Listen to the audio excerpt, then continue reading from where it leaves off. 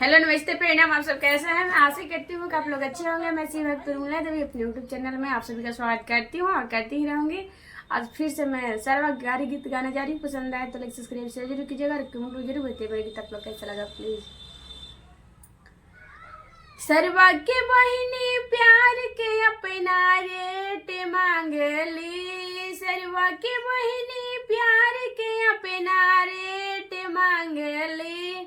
हमर भैया चुमा मांगलन त ऊ चकलेट मांगली, हमर भैया चुमा मांगलन त ऊ चकलेट मांगली। एगो दूगो नाही ऊ भर पेट मांगली, एगो दूगो नाही ऊ भर पेट मांगली। हमर भैया चुमा मांगलन त ऊ चकलेट मांगली।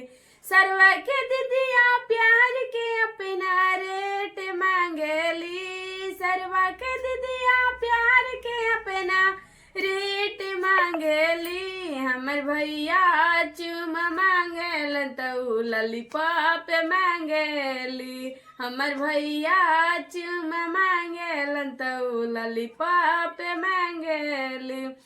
एगो दूगो नाही ऊ भर पेट मांगली, एगो दूगो नाही ऊ भर पेट मांगली। हमर भैया चुमा मांगलन त ऊ लॉलीपॉप मांगली।